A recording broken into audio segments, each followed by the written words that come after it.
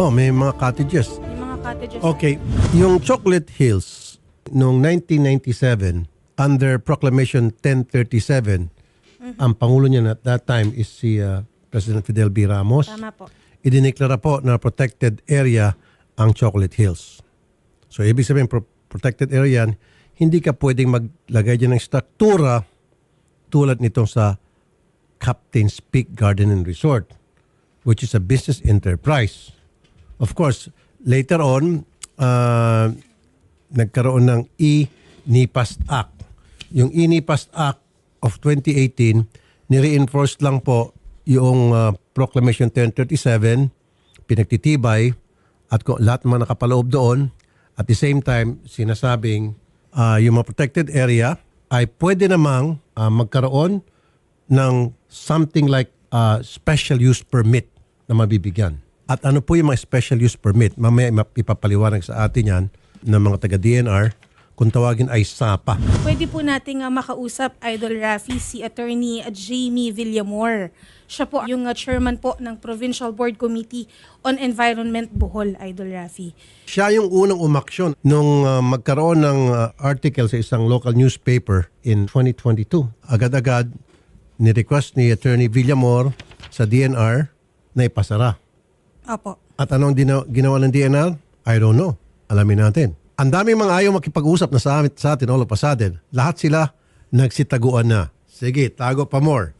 Ha? Tatago kayo? Sa Senado hindi kayo makapagtago dahil kapag nagtago kayo, hintayin nyo lang yung sabpina. Okay?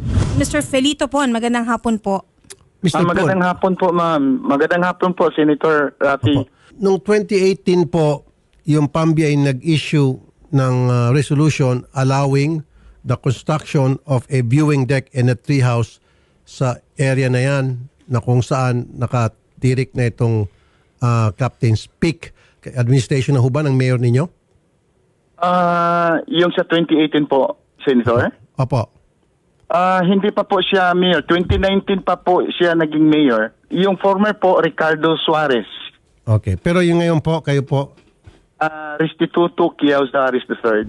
Pero nung 2019, nag-soft opening po itong Captain's Peak. So si mayor nyo na po ang nakaupo dyan, si Mayor Suarez. Bakit po hindi nyo na-flag down ito na bawal to nasa ano kaya? Nasa loob ng protected area. Dapat kinancel yung kanilang business permit. Actually, may mga proseso po sa pag-apply ng permit eh. So, ang sa paningin namin, nasunod naman lahat yung mga requisites na para sa end ng LGU business permit. Apo, ano po yung mga nasunod, sir? Meron silang PAMBI resolution nga, yung sinasabi natin na inattach sa application. Tapos, yung sa zoning naman, nag-issue naman ang zoning at saka yung building officials, pati na yung assessor at saka yung MENRO. Magandang hapon po, sir. Yes, sir. Yes, sir. Sir, pinag-usapan po namin itong Captain's Peak sa gitna po ng Chocolate Hills. Alam niyo na ho ito, ano? Bakit po nakalusot? Sir, I'm sorry, sir, kasi we have instructions na we will have to seek clearance muna, sir, from our principals. Who is your principal? Our central officer. And who would that be, sir? Yung official, whoever is in charge, we need to seek clearance po, sir. Kayo ba sitting chairman ng PAMBI dyan sa Bohol area? Tama ba, sir? Yes, sir. Yes, sir. Kayo ho ba ang isa sa mga member ng PAMBI? Yung chair, sir. Chair. Kayo po yung chair, tama? Yes, sir. Okay. So kayo yung chair, kayo po yung nag-approve ng resolution na pinapayagan po yung pag-construct ng Captain's Peak despite the fact na alam nyo may Proclamation 1037 panahon pa po ni President Fidel Ramos declaring Chocolate Hills as protected area. Sir. Yes, sir. Yes, sir. Sir. Hello. Yes, Oh, sir. yes, sir. Ba't yung pinayagan? Sir, ang chairman is will have a vote only when there will be a what you call this. There's, yeah. Will break a tie when there is Correct. a tie. You're only one vote. Pero being the chairman, you can also tell your colleagues and your members na, hey, protected area to, baka sasabi tayo later on. Huwag natin itong payagan, mga kapatid. Ikaw ang chairman eh. Siyempre, paniniwalaan ka. Siyempre, you will have weight over the others being the chairman. All you need to do is you show them this Proclamation 1037, series of 1997, panahon ni Fidel Ramos, President Fidel Ramos, stating that Chocolate Hills is a protected area. Noong 2018, nag-issue kayo ng permit for a viewing deck and treehouse. Okay po yan. Pasok po yan sa tinatawag na yung SAPA. Alam niyo po yung SAPA, yung Special Use Agreement in Protected Areas. Yan po yung nakapaloob sa INIPAS Act. However, noong 2018, nag-issue ulit kayo ng resolution para sa development na. 2019, soft opening nung view deck and treehouse. Okay pa rin po yun. 2022, yun na po yun. Nag-full blast na. Nagkaroon na ng cottages, swimming pool, etc. At kayo pa rin po yun. Di ba, sir? Noong 2022, nagkaroon po ng newspaper article sa Bohol, local, na binabatikos po yan at umaksyon po si Attorney Jamie Villamor at nag-request po sa DNR na ipasara at wala ho kayong ginawa. Sir. Hello. Yes, sir. Yes, sir. Yes, sir. Opo. Hello. Yes, sir. Yes, sir. Yes, sir. Yes, sir. Opo, wala po kayong ginawa. Bakit po, sir? Sir, we will cannot excuse myself, sir, kasi I'm what's it called it? Sir, pag ipatatawag ko kayo sa Senado, hindi kayo pwede mag-excuse. Kapag hindi kayo pumunta, ipapasapinaw kayo. Pag nagbatigas kayo, makukontem kayo. Hindi po, the taong bayan needs an answer right here, right now. Kung masagot mo to na maayos today, hindi na siguro ikaw patatawag sa Senado, hindi ko na kailangan siguro magkaroon ng hearing kasi nasagot na yung mga katanungan na nais namin malaman lahat. Pero kung hindi mo kami sagutin at para kang inaantok, tingnan natin kung antokin ka pagdating sa hearing sa Senado, sir. Pambabastos po ito sa kalikasan, sir. Itong ginawa nyo, pambabastos, lantarang pambabastos sa ating kalikasan. They were supposed to secure an ECC, pero they have not secured an ECC, sir. I know, in the first place, hindi sana kayo nag-issue ng resolution na allowing Captain's Peak na magkaroon ng construction dyan sa area na yan. That resolution that you issued, yun po ang ginamit ng LGU para issuean sila ng business permit sa BPLO, Business Permit Licensing Office. Kayo po ang nag-umpisa lahat. Kayo po ang naging ugat ng problema. You see? Sir? Yes, sir. Paano yan, sir? Sir, mukhang matatanggal ka rito, Yes, sir.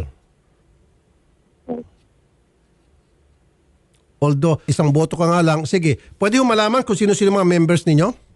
Yes, sir. We will. Sino po mga members nyo po ng PAMBI nyo dyan? Alam ko, governor, mayor, barangay chairman, tapos district representative ng lugar, may sakop niya, even senator pa nga eh. Or a sitting senator, alam ko. Okay? So lahat po ba yung pumirma? The majority, sir. Majority. Sino-sino po yung mga pumirma doon? Bukod po sa inyo, sir. Sa PAMBI. Sir, what are you referring to? It is the resolution Di or ba, the sir, yung votation during the meeting? Yes, sir. Yung pumirma sa sa resolution na allowing Captain's Peak na mamayagpag sa isang protected area gaya ng Chocolate Hills.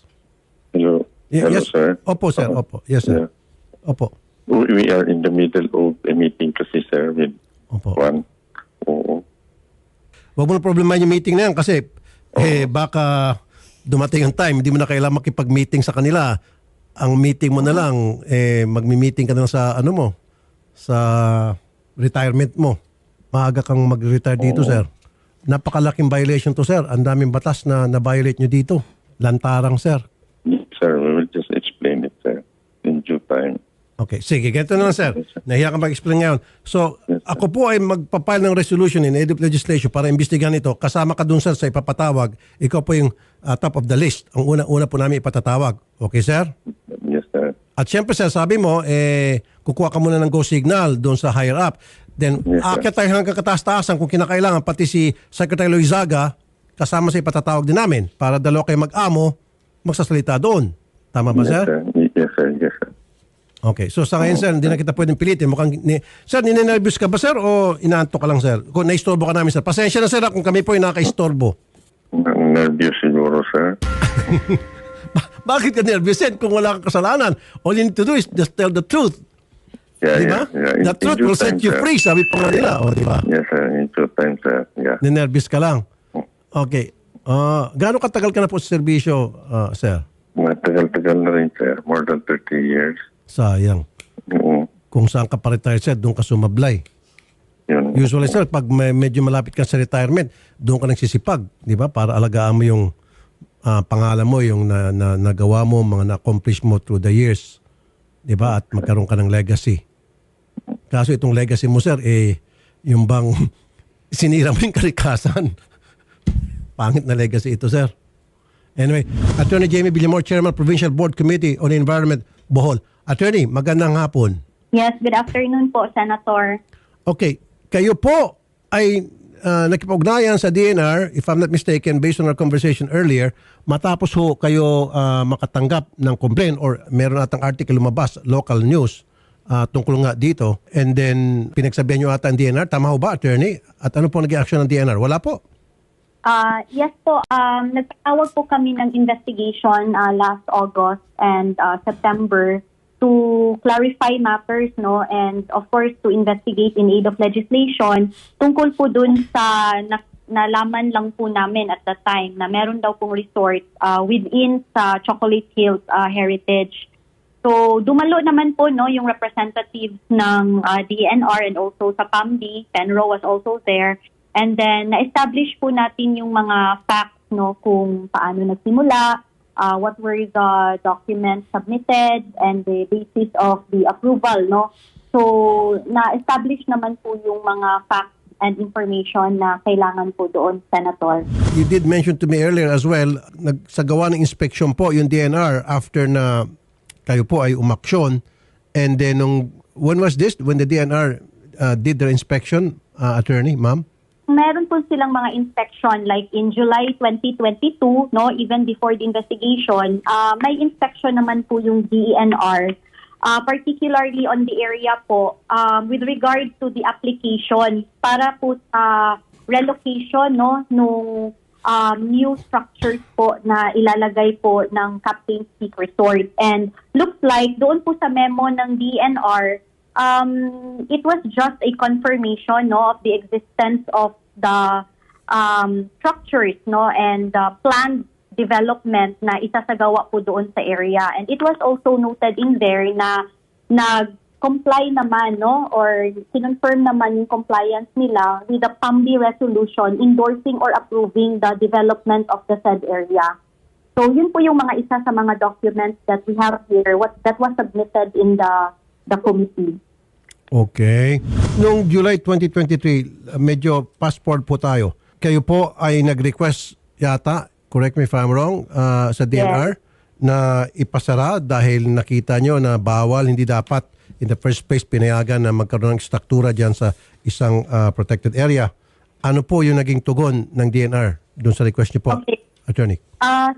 Senator, I'd like to clarify po na based on the findings of our investigation, our recommendation was to revise, no, the existing guidelines that the PAMB DNR have, no.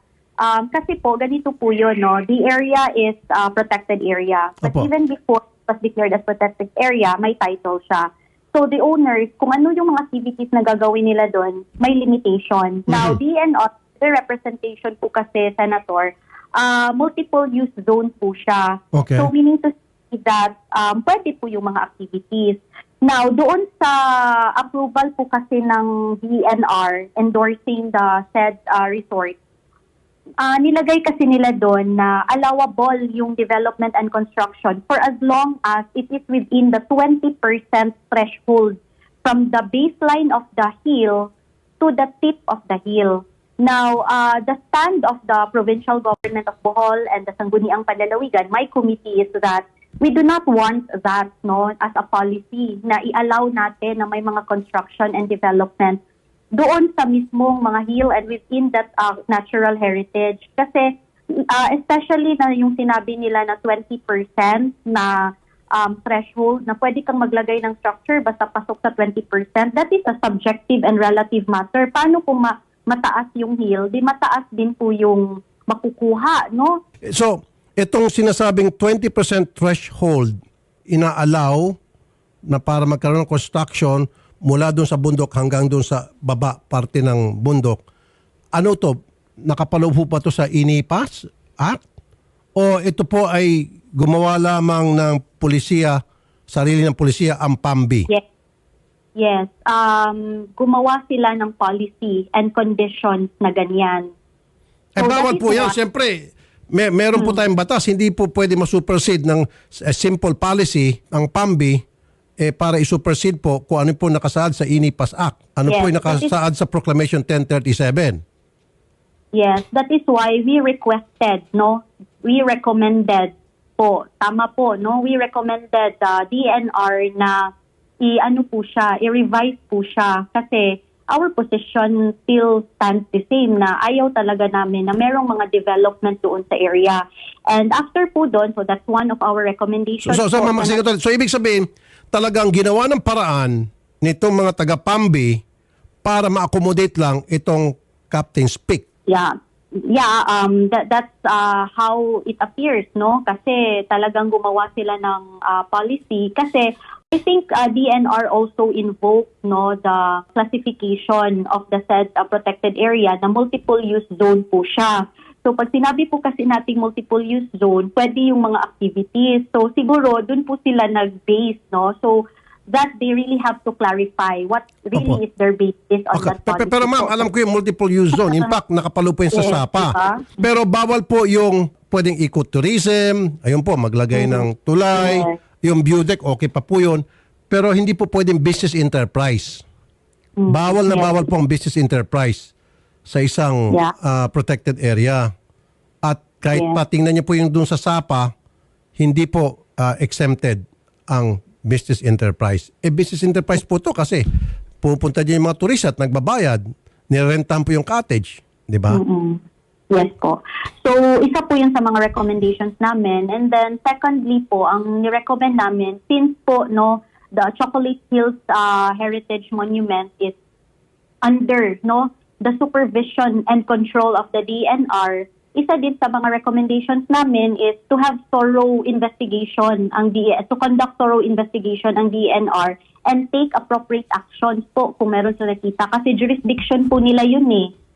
Kasi siya, no, under the law, it is the DNR ang mag-supervise and mag-take control. So, yun po yung mga recommendations namin sa kanila. And after the meeting, we sent a letter po requesting DNR to hold in abeyance. Ipa-stop muna lahat ng mga construction doon and even mga application kasi it was also made aware to us na meron po kasing mga applicants pa pala, no? So may mga nagpaplano pa. So talagang So ibig sabihin gusto na pa nila mag-expand. merong mga request daw po, no, based on the DNR representative po na ano. So yun po, nag-request ang Provincial Government of Bohol na to hold in abeyance. Okay. Especially na wala pang revision doon sa mga guidelines po nila. So, that was the action, no, taken by the Provincial Government of Bohol through the Sangguniang Panlalawigan.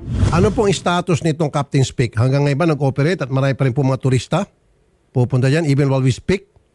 Actually, Senator Rafi, no, I'll just speak based on what I've known like on social media kasi we haven't received any official documents from the DENR kung ano na yung status, what were the actions taken. So, based on the postings, mga statements, no, Captain's Peak Resort po, nagsabi doon sa mga postings sila na nag-close daw muna sila and also sa DNR, according to them, nag-issue na daw sila, no, ng cease and desist order. So ngayon po nakasara yan? Yes po, yes po. Okay. Pero patuloy pa rin pong ginagawa niya yung investigasyon. Ano pong nangyari? Ba't nagkaganon? Bakit po nakalusot? Bakit po pinalusot ng DNR? Itong ganang problema. Kanina po, kung napakinggan nyo yung interview ko kay Mr. Melicor, medyo hirap po siya sumagot. halatang ninervyos siya at inamin naman niya nervyos siya. Talaga may problema. Ano pong sunod na plano po, hakbang ng inyong tanggapan ukol dito, ma'am? Yes.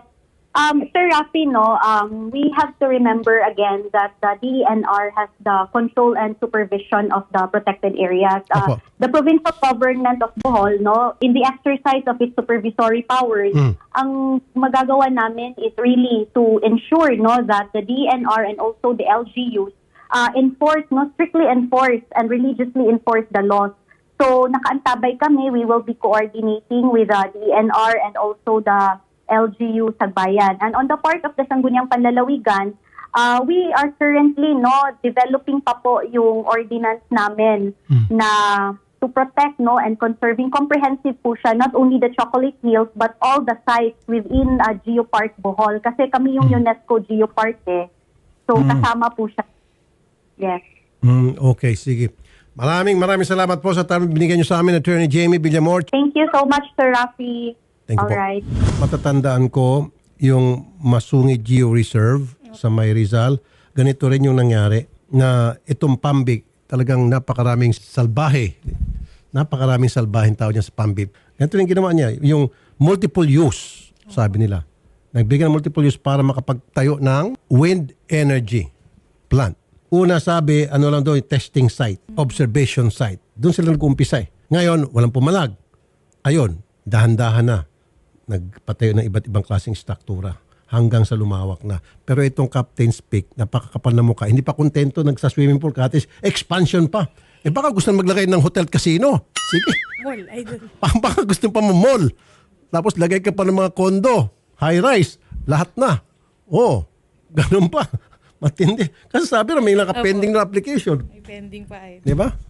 Baka maglagay pa ng skating ring dyan. Kompleto. Kayo dyan sa DNR. Sige, i-ano natin to, i-hearing natin. Mag-file tayo ng resolution para maimbestigahan talaga